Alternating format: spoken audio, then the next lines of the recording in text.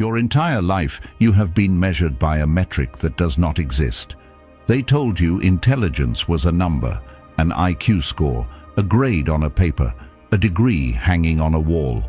But what if I told you that these numbers don't define you?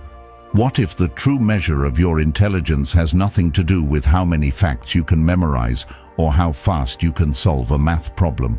What if the real power of intelligence is something deeper, something far more profound than society has ever taught you? Imagine this. You wake up each day thinking you're in control of your life, but if you look closely, you're just following a script.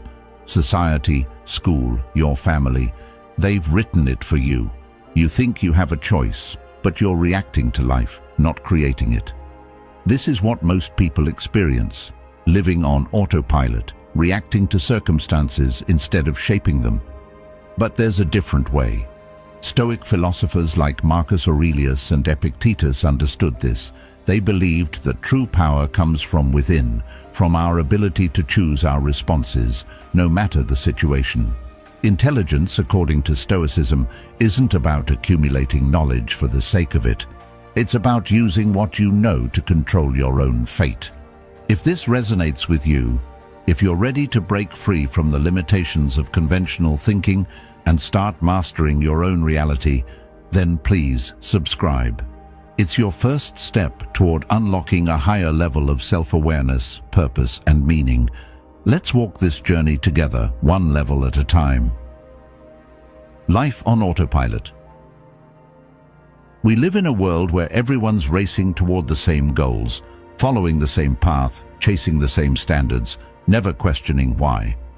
It's as if we've all been programmed to repeat a script written by someone else. The truth is, the script wasn't designed to make us thrive, it was designed to keep us in line. And if you're stuck in this autopilot mode, you're not living, you're surviving. You're not thinking, you're reacting. So the question is, when was the last time you truly questioned your life? Have you ever stopped and asked yourself why you believe what you do? Or why you've chosen the path you're walking down? If not, then let's start right here. Let's talk about the first level of intelligence, the sleeper. These people are everywhere. They walk among us, but they're not really living. They're just going through the motions, caught in the loop of daily routine, never really questioning the world around them. They wake up to the sound of an alarm, drag themselves out of bed, go to work, and spend their evenings unwinding from the day, only to repeat it all again tomorrow. They follow the trends because it's easier than thinking for themselves. They buy the latest gadgets, jump on the social media bandwagon, and nod along to conversations, because that's what everyone else is doing. It's a life lived by default, not by design. The sleeper is not necessarily dumb or incapable. They might even be well-educated, holding degrees or titles that society admires. But education alone doesn't guarantee awakening. The sleeper might know a lot of facts, but that knowledge doesn't give them the ability to navigate the complexities of life. Their intelligence is superficial, limited to memorized information or accepted norms. They don't question, they don't challenge, they just follow. Epictetus once said, "Freedom is the only worthy goal in life. It is won by disregarding things that lie beyond our control." The sleeper doesn't understand this freedom. They're trapped in a loop, reacting to everything around them, never realizing they have the power to choose their own response. You see, the sleeper doesn't live proactively, they live reactively. They let the world happen to them, allowing external circumstances to dictate their lives. They blame their problems on their boss, their partner, or even the economy. They don't take responsibility for their actions because in their minds, nothing is truly their fault. The real tragedy here is that they're not even aware they're stuck. They're just following the script written for them without realizing they can tear it up and write their own story. You might recognize these people. You might even see a little bit of yourself in them. And that's not a judgment, it's a wake-up call. If you've ever caught yourself just going with the flow, never questioning why you do the things you do, it's time to wake up. And I don't mean just waking up in the morning. I mean waking up to the life you're living, to the choices you're making. Start asking yourself questions. Why do I believe this? Why do I act this way? Why am I just accepting things as they are? It's uncomfortable, yes, but it's the first step toward freedom. And that's where the real journey begins. When you begin to challenge the assumptions you've built your life on, the world will start to look different. You'll start seeing opportunities where you once saw obstacles. You'll start seeing solutions where you once saw problems. Your life won't be dictated by the script anymore. It will be shaped by you. The sleeper has a choice, just like you do. The first step is awareness. Once you see that you've been living on autopilot, you can begin to change course. As Marcus Aurelius wisely put it, the happiness of your life depends upon the quality of your thoughts. The moment you start thinking for yourself, questioning the world around you, and living intentionally, your life begins to shift. It's a shift from reacting to the world to creating your own path through it. The power lies in your ability to decide how you respond to life, not just how you react. And that power starts with questioning everything you've been told to believe. When you stop living on autopilot, you'll realize that you're not just another cog in the machine. You're the one who can turn the gears. But first, you have to wake up. The sleeper doesn't have to stay asleep. The good news? It's never too late to awaken. You can start right now, in this very moment, by asking the simple but powerful question, why? Why do I do what I do? Why do I think what I think? If you truly want to live a life of purpose and control, start by asking yourself this question every single day. It's the first step toward breaking free from the illusion and stepping into your true power. The journey from sleeper to awakened is not easy. It will require uncomfortable self-reflection, a willingness to question the status quo, and the courage to change. But it's the only way to move forward. You can't evolve if you're not even aware of where you stand. And once you awaken, once you start questioning and taking control of your life, you'll begin to see things from a completely new perspective. Life will no longer be something that just happens to you. It will be something you create. And that's where the real magic begins. Borrowed thinking. We've all seen them. The people who talk about everything but seem to know little about anything. They've figured out that intelligence can be a ticket to respect, but they're still playing the game in a way that's just skin deep. They're awake, yes, but just barely. The mimic is someone who understands that knowledge is valuable, but they haven't learned how to truly own it. Instead, they've figured out how to perform it for others. You know the type, those who have an endless supply of quotes, but never seem to truly grasp the depth of the ideas they're repeating. They can recite Shakespeare or drop names like Nietzsche or Jung, but they haven't actually taken the time to explore what those ideas really mean or how they apply to their own lives. They've mastered the art of sounding intelligent, but it's all just for show. The mimic knows how to gather information, often on the latest trends or buzzwords. They read the reviews, but they never read the actual books. They know the right things to say at the right times, and they're good at appearing like they have it all figured out. But beneath the surface, there's a lack of true understanding. They might repeat profound statements, but they can't really explain the meaning behind them. It's as if they're trying to keep up with a conversation they don't really belong in. This is the classic case of the Dunning-Kruger effect, the phenomenon where someone with only a basic understanding of something believes they know far more than they actually do. It's not their fault. It's just that they haven't gone deeper yet. They mistake the appearance of knowledge for the reality of it. It's easy to fall into this trap, especially when society rewards performance over true understanding. In a world where appearances matter so much, it's tempting to look smart rather than actually be smart. But this is the danger of the mimic's mindset. They're still in search of validation, still trying to earn their place at the table by copying others instead of creating something unique from their own understanding. They want the recognition that comes with knowing the right things, but they're not actually putting in the work to understand those things at a fundamental level. What the mimic doesn't realize is that true intelligence isn't about performing, it's about being real. It's about learning for the sake of growth, not for the applause. In a way, the mimic is still trapped in the early stages of awakening. They're aware that there's more to life than what they've been taught, but they haven't fully grasped the responsibility of learning and growing. As Carl Jung once said, knowing your own darkness is the best method for dealing with the darknesses of other people.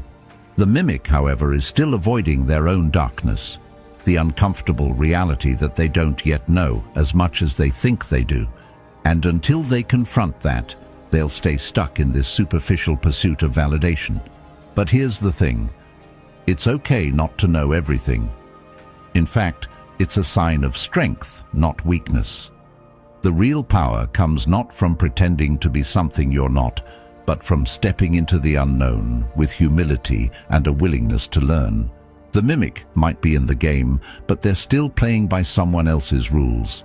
To level up, they need to stop mimicking others and start owning their own understanding. They need to dig deeper into the subjects that truly matter to them and make those ideas their own. When you stop trying to impress others with what you know and start truly understanding what you don't, that's when the real learning begins. So, if you find yourself in the habit of parroting ideas that you've only half understood or memorizing quotes to sound intelligent, it's time to stop pretending. Real intelligence comes from deep, personal engagement with ideas, not from repeating what someone else has said. Don't settle for being a performer in your own life. Stop mimicking others and start learning for yourself. Look at the things that truly resonate with you and invest the time and effort it takes to understand them at a deeper level. True intelligence is about ownership, not performance. It's about being in touch with your own understanding and constantly seeking to expand it. Don't be afraid of not knowing everything. The fear of being seen as dumb is what keeps the mimic trapped in the cycle of surface-level knowledge. The real power comes when you accept that learning is a journey, not a destination. And the first step on that journey is to stop pretending you know more than you do. The more you admit what you don't know, the more room you'll have to grow. Only then can you move beyond the mimic stage and step into the next level of true intelligence. It's time to let go of the need to impress others with what you know. It's time to stop being a copy and start being a creator. Embrace the discomfort of not knowing and use it as fuel for your growth. That's where true intelligence lies, not in memorization, but in understanding, not in performing, but in living authentically with the knowledge you gain. So, the next time you find yourself quoting a philosopher, ask yourself, do I truly understand this? If the answer is no, then dive deeper. It's the only way to move from being a mimic to someone who is genuinely wise. Strategic living. We all like to think we're in control of our lives, but if you're anything like most people, you've probably caught yourself at some point feeling like life is a game you can't quite figure out. Well, here's the thing. It is a game. And the next level of intelligence, the calculator, has figured that out. They've realized that intelligence isn't just about absorbing information or sounding smart. It's about using knowledge strategically to get ahead. The calculator doesn't just react to life, they shape it. They think critically, not emotionally. They look at the world, assess the rules, and figure out how to use them to their advantage. In a way, they've learned how to play the game of life with precision. But here's the catch. The calculator's thinking can be cold and transactional. They're no longer playing by the same rules as everyone else. They're working the system. They know how to navigate social, professional, and personal dynamics to get the outcome they want. They see opportunities where others see obstacles. They understand people's motivations, their fears and desires, and they use this understanding to maneuver through life. In many ways, the calculator is winning. They're not just reacting to situations, they're controlling them, bending them to fit their goals. But in doing so, they sometimes lose sight of the bigger picture. They begin to see everything as a transaction. Every interaction is weighed for its potential return. This level of intelligence is all about strategy, but sometimes it's easy to get lost in the game. You might have met a calculator in your life. These are the people who always seem to have a plan. They know exactly what they want and how to get it. They've figured out the rules of the game, whether it's business, relationships, or social dynamics, and they use those rules to climb higher, faster. But the problem with this level of intelligence is that it often comes at the expense of connection. Calculators can sometimes forget about the human element, the emotional side of life. They're so focused on efficiency, on maximizing outcomes, that they may lose touch with the people around them. Life becomes a series of moves and counter-moves, with every person they encounter just another part of the system they're trying to optimize. This is where the loneliness sets in. The calculator might be winning the game of life, but they're doing it alone. When you start viewing every interaction as a transaction, you begin to see people as tools or obstacles rather than human beings with their own needs, desires, and emotions. The calculator's success is often built on manipulation, on knowing how to work the system and control the narrative. But in this pursuit of control, they might miss the deeper, more meaningful connections that come from truly understanding and empathizing with others. It's easy to get trapped in this level of intelligence, especially when you start to see the world in terms of strategy and outcomes. You start thinking of people as stepping stones, as means to an end. You find yourself analyzing every interaction, figuring out what's in it for you, how you can make it work to your advantage. This might feel empowering at first. After all, you're taking control, you're winning. But eventually, the emptiness starts to creep in. You realize that you've climbed the ladder, but you're standing alone at the top. The connections you've made are shallow, transactional, and the success you've achieved feels hollow because it hasn't been built on genuine relationships. Seneca once said, "Wealth consists not in having great possessions, but in having few wants." This could easily apply to the calculator.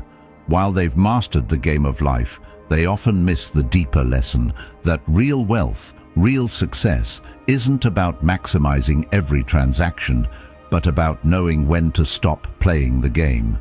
The calculator's mindset of constant efficiency, constant maneuvering, eventually leads to burnout. Success becomes an obsession. It's about getting ahead, beating the system, making the right moves. But it also leads to a feeling of isolation.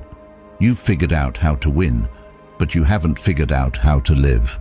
If you find yourself constantly analyzing every situation for its transactional value, it's time to step back and reconnect with the bigger picture.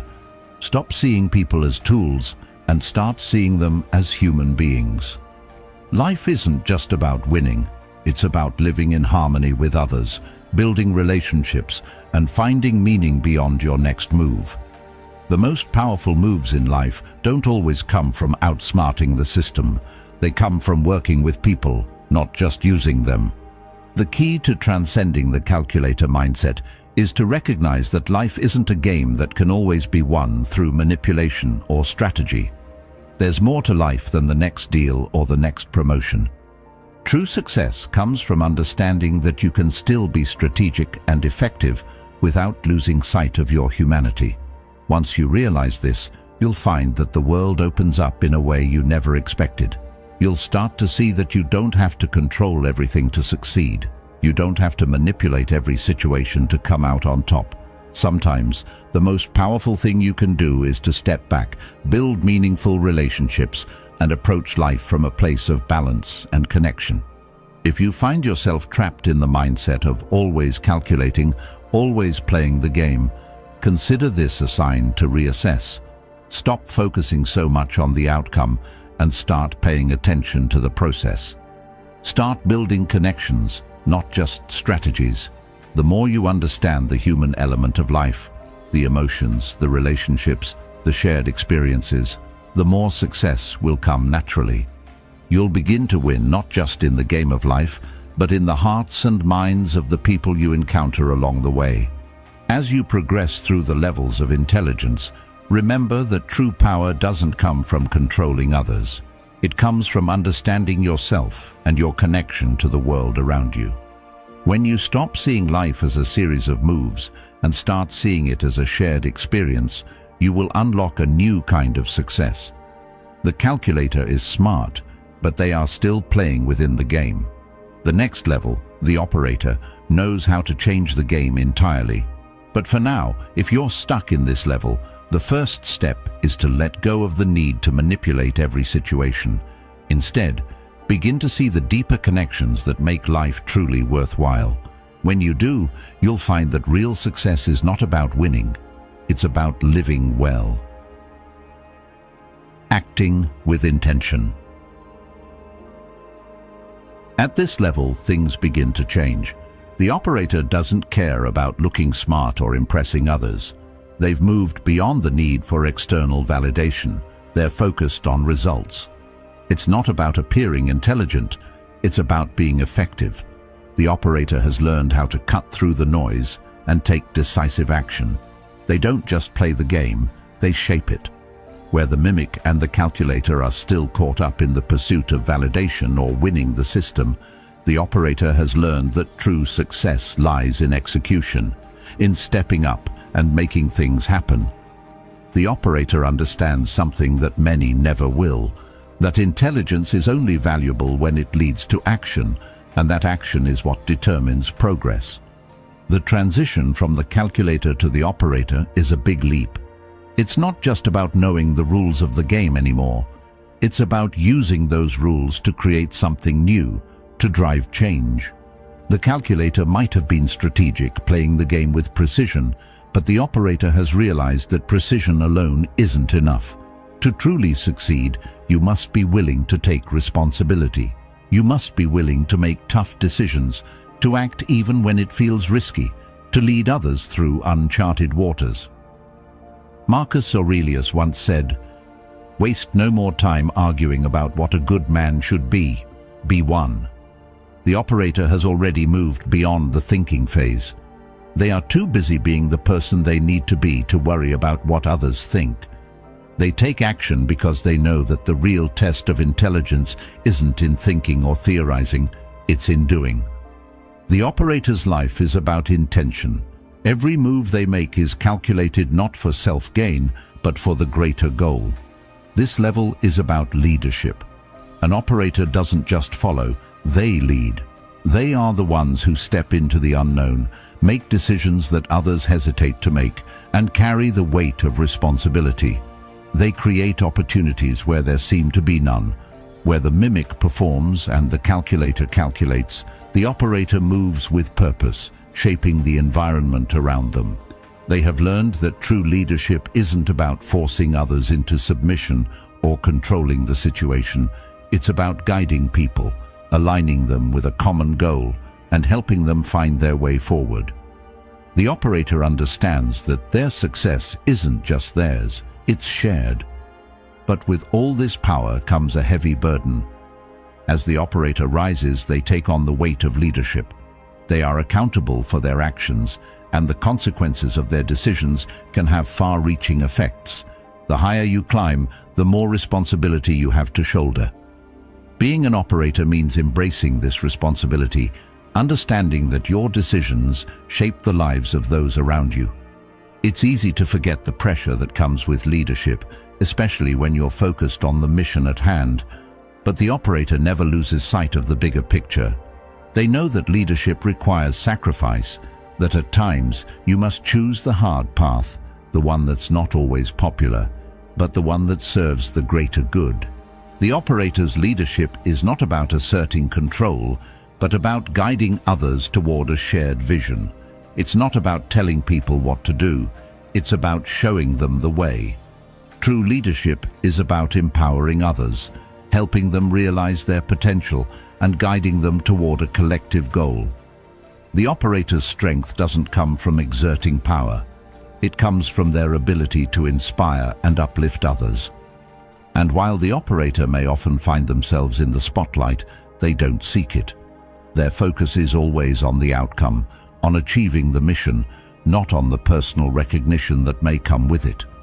The operator understands that the ultimate goal isn't to be admired or revered, it's to make a lasting impact, to leave the world in a better place than they found it. At this level, the operator doesn't just react to the world around them, they create the world they want to see.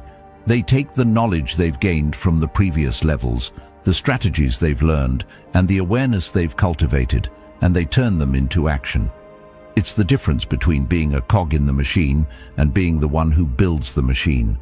The operator doesn't wait for opportunities to come to them. They create them. They see potential where others see roadblocks. They know that success is not handed to you, it is made. And once the operator realizes this, the world becomes their canvas.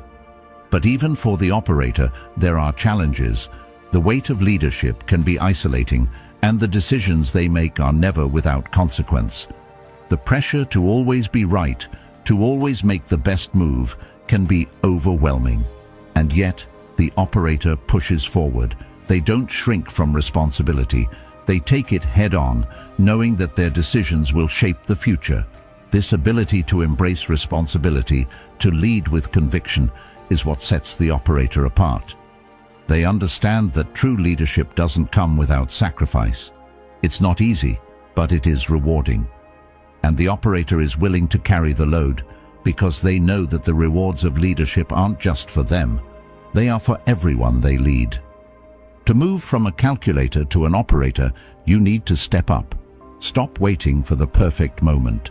Stop second-guessing yourself. The time to lead is now. Take responsibility for your life and your decisions. Stop sitting on the sidelines, analyzing every possibility, and start taking action. Don't be afraid to make the tough decisions, to challenge the status quo, to lead with courage. Leadership doesn't mean you have all the answers. It means you're willing to find them. It's about having a vision and doing whatever it takes to make it a reality. If you're ready to take your life to the next level, to step into the role of leader, now is the time. The world needs more operators, people who are willing to take charge, to make decisions, and to lead others toward greatness. Will you answer the call? The transition to the operator is not for the faint of heart. It requires courage, strength, and a willingness to face the unknown. But once you step into this role, you'll find that the world starts to bend to your will. And as you shape the world around you, you'll find that the true rewards of leadership aren't in the accolades or the power. They're in the people you help, the lives you change, and the impact you make on the world. As the operator, you will be the one to take charge, to lead, and to create opportunities, not just for yourself, but for everyone around you. The road ahead won't be easy, but it will be worth it. Are you ready to step up and become the leader you were always meant to be? The illusion of control. There's a level of intelligence that few ever reach, and it's one that's often hidden from plain view. At this level, people don't need to assert control. They learn how to influence from the shadows. The puppeteer is someone who has figured out that direct power can be messy, and sometimes it's more effective to pull the strings quietly without anyone knowing it. The puppeteer doesn't need to be the one in the spotlight. They understand that true power is in making others believe they have control. By understanding the deepest parts of human nature, our desires, our fears, our weaknesses, the puppeteer is able to subtly manipulate situations to their advantage. They don't need to force anyone to do anything. Instead, they create circumstances where the outcome is inevitable, but everyone thinks they made the decision themselves. It's a kind of quiet brilliance, a mastery of influence that isn't loud or flashy. At the heart of this skill is a deep understanding of human behavior. The puppeteer knows that people are driven by emotions and subconscious desires. They know how to push the right buttons, how to guide people without them even realizing they're being guided. This is the art of influence, of shaping the world around you through others. It's not about controlling people outright. It's about subtly directing their actions, often without them noticing. The puppeteer operates behind the scenes, pulling the levers that make things move, while the people around them think they're the ones in control. It's a powerful strategy because it allows the puppeteer to achieve their goals without the friction that often comes with direct confrontation. They create the systems, the environments, and the narratives that steer people in a direction, all while making them feel like they're following their own path. But with this power comes a significant cost. The puppeteer's ability to manipulate situations and people can lead to a deep detachment from their own humanity. They become so skilled at shaping reality around them that they risk losing touch with who they truly are. In their quest for control, they may begin to see people not as individuals, but as tools to be used. Relationships become transactions, and trust becomes a currency to be manipulated. The puppeteer's genius lies in their ability to remain unseen, but in doing so, they often forget the very thing that makes them human, the ability to connect with others on a genuine, emotional level. As they continue to shape the world according to their own vision, they can become increasingly isolated, detached from the world they're controlling. This detachment is what makes the puppeteer dangerous. They no longer see people as people, they see them as means to an end. And while this may work for a time, it can be a lonely existence. The puppeteer's strength lies in their ability to operate without drawing attention to themselves, but in doing so, they can become hollow. They learn to play the game so well that they forget what it's like to truly live within it. This is the price of influence, the cost of achieving your goals without ever revealing your hand. As Carl Jung once said, the most terrifying thing is to accept oneself completely. The puppeteer, in their quest for control, risks losing touch with who they truly are, becoming so focused on shaping others that they forget to shape themselves. They may manipulate the world around them, but they forget to look inward and see if they are still in touch with their own values, their own desires, and their own humanity. If you find yourself in a position where you're constantly influencing others, shaping situations and controlling outcomes, it's time to reflect. While the ability to influence is powerful, it's important to remember that it's not the end goal. The puppeteer's path is a dangerous one because it can lead to a loss of self. Power can be intoxicating, and when you begin to pull the strings behind the scenes, it's easy to forget that the people you're influencing are still human beings with their own dreams, hopes, and fears. True power doesn't come from controlling others. It comes from understanding them. It comes from empathy, from genuine connection, and from using your influence to lift others up, not just to manipulate them to your will. It's easy to get caught up in the game of influence, to see it as the ultimate strategy for success.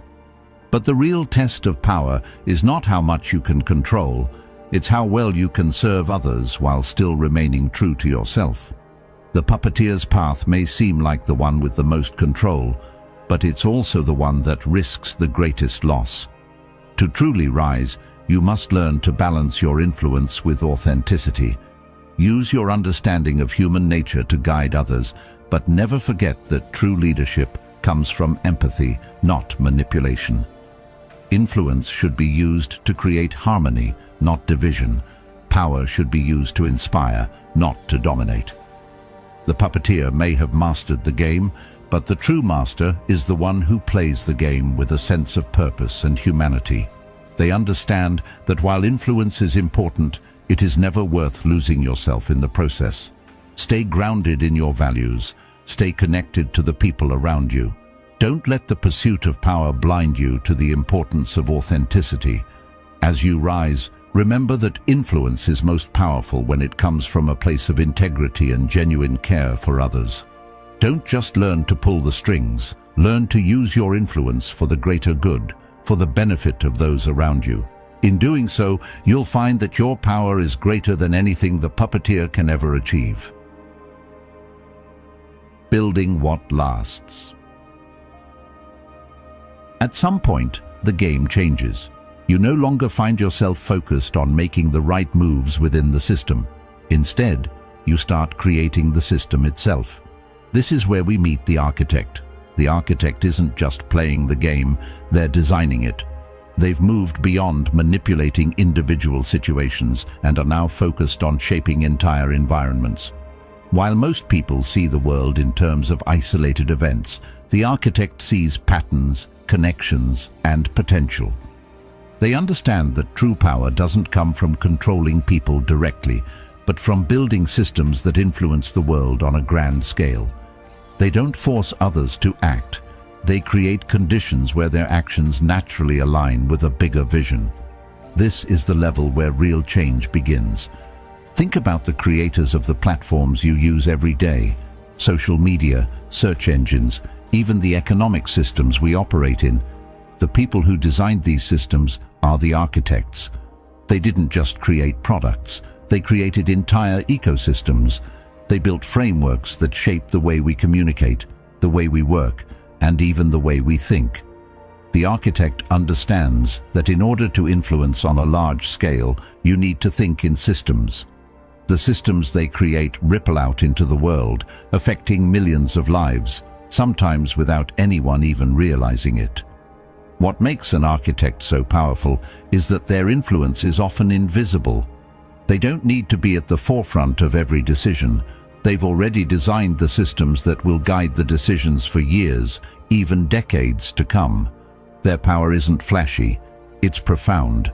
It's the ability to shape entire structures, guiding people without them even knowing they're being guided. But there's a catch. To become an architect, you must be willing to give up personal glory. The architect understands that true power isn't about being in the spotlight. It's about creating something lasting that will outlive your own involvement. They're not concerned with fame or recognition. They're concerned with building something that endures. As Carl Jung said, the privilege of a lifetime is to become who you truly are. For the architect, becoming who they truly are means understanding that their work isn't about immediate recognition or self-interest. It's about creating something far greater than themselves. It's about building structures, systems, and frameworks that will continue to function long after they're gone. The architect's impact is silent but immense. Their legacy doesn't lie in what they've personally achieved, but in what they've created for others to build upon. To reach this level, you need to start thinking beyond your own personal success. The architect doesn't look at short-term wins. They think in decades. They're not concerned with the immediate results. They're focused on what will stand the test of time. In order to move from a high-level thinker to an architect, you need to start thinking in systems. Every action you take ripples outward, influencing the world in ways you may not immediately see. How do your actions affect the people around you? How do they impact the larger systems at play? Are you simply participating in existing structures, or are you creating new frameworks that can change the way the world works? The architect understands that lasting change comes not from individual efforts, but from creating systems that work for the greater good. These systems are designed to function without constant intervention, to influence behavior and decisions without forcing them. The power lies not in controlling people, but in creating environments where people naturally align with your vision.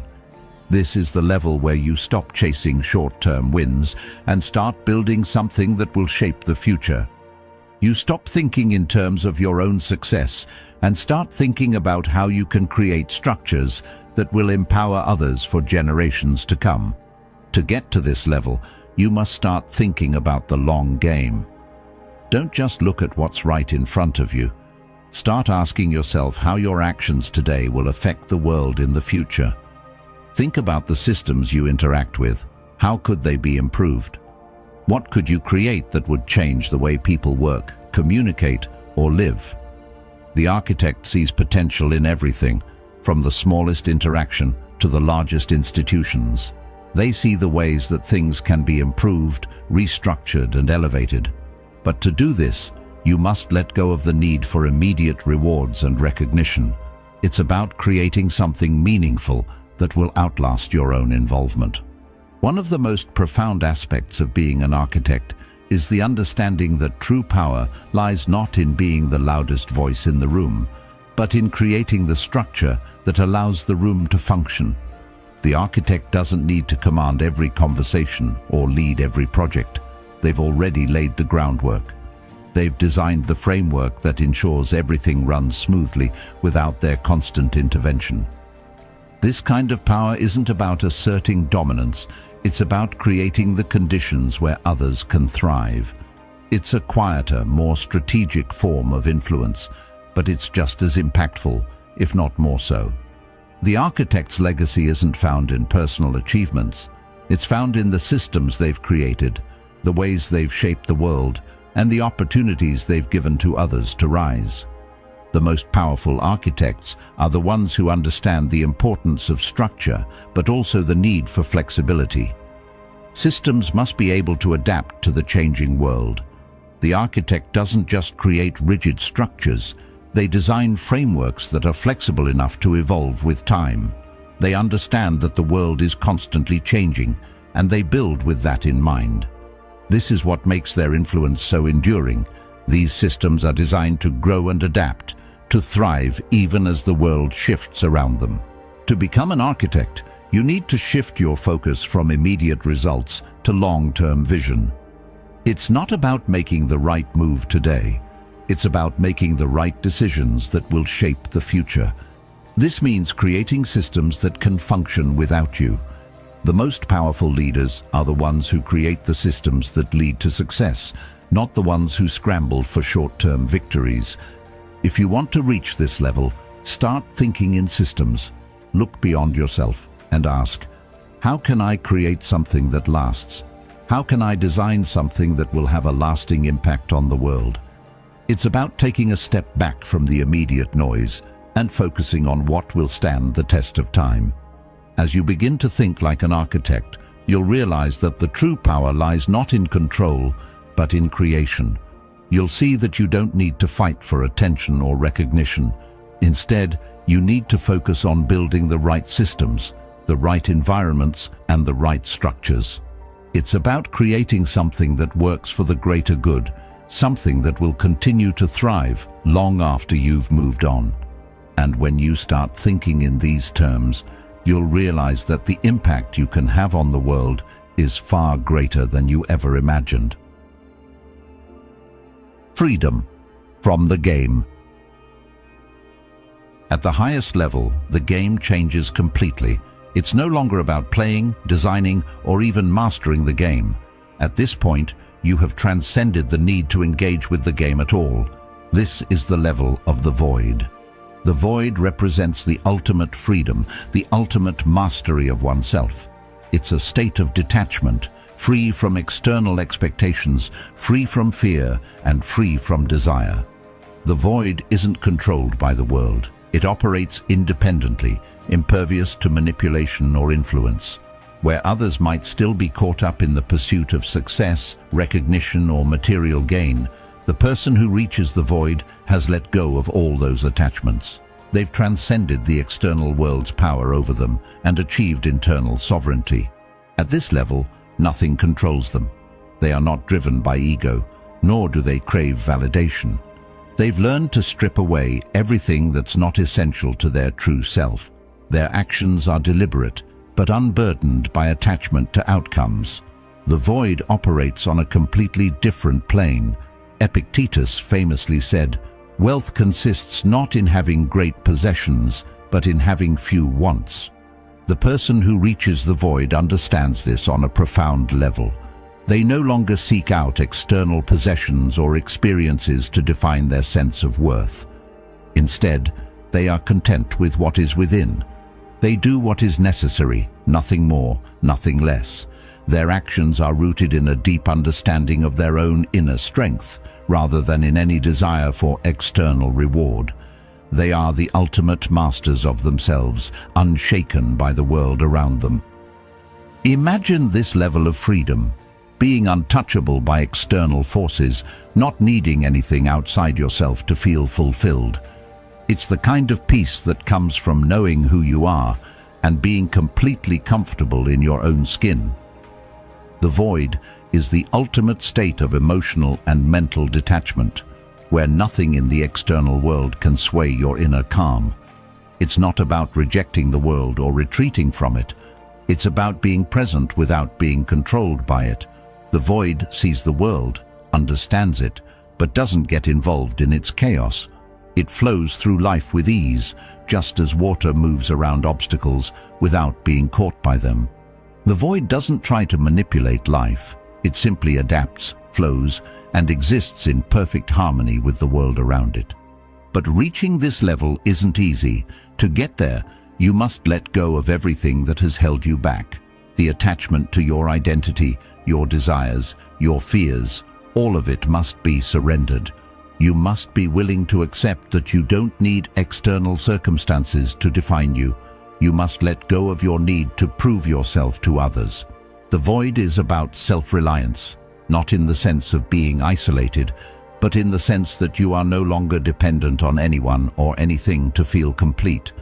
This is a level of emotional mastery that requires deep introspection and continuous growth. It's about developing the ability to remain centered and grounded no matter what happens outside of you.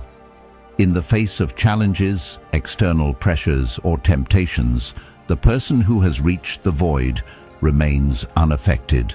They simply keep moving forward, undistracted by the noise around them.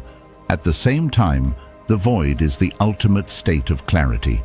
With no attachments, no fears, and no desires clouding your vision, you can see life for what it truly is.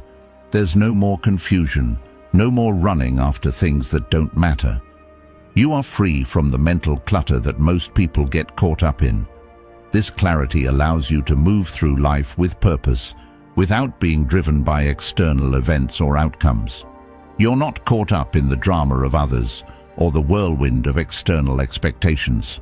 Instead, you're able to focus entirely on what is meaningful to you, your true purpose, your inner peace, and your ongoing personal growth. The great strength of the void is its ability to remain untouched by life's ups and downs. Life will continue to throw challenges your way, and others may still be caught up in the chaos of the world. But you, as someone who has transcended the game, will remain calm and steady. You no longer need to prove yourself, win the next battle, or reach for the next goal. You've let go of all that, understanding that true freedom doesn't come from external achievements, it comes from within. Your actions are no longer driven by fear, need, or desire. They are driven by purpose and inner wisdom. You do what's necessary, and you do it without hesitation or attachment to the result. This doesn't mean you become passive or disconnected from life. It means that you approach life with a deep sense of peace and clarity. You become unstoppable, not because you push relentlessly forward, but because you no longer allow anything to derail you. No external force can control you because you've reached a state of such deep self-awareness and emotional control that you're invulnerable to the world's distractions. The void is the ultimate form of freedom because it allows you to live life on your terms, completely undisturbed by the whims of society, relationships, or circumstances. To reach the void, you must be willing to look within. You must be prepared to confront your ego and your desires. You must accept that your sense of self isn't based on what you have, what you do, or what others think of you. Your true power lies in your ability to detach from all of that and live according to your inner truth. It's a level of mastery that few ever reach, but the peace and freedom that come with it are unparalleled.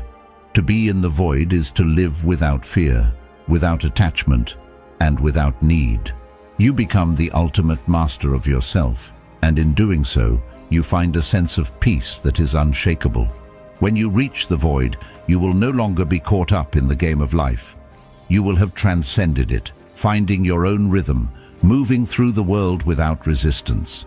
You will no longer be a slave to external circumstances or the expectations of others. You will have mastered yourself completely, and that is the ultimate freedom. It's the highest form of intelligence, not because it knows more or does more, but because it has the wisdom to simply be. It has learned that the greatest power lies in detachment, detachment from ego, detachment from fear, and detachment from the world's fleeting rewards. Once you reach this level, you'll find that nothing in life can hold you back. You will be unstoppable, not because of your achievements, but because of your peace. You've now seen the path, from the sleeper all the way to the void. Each level is a journey, a step toward mastering yourself and transcending the chaos around you. But remember, this is only the beginning. The real work starts when you decide to apply these insights and make the change.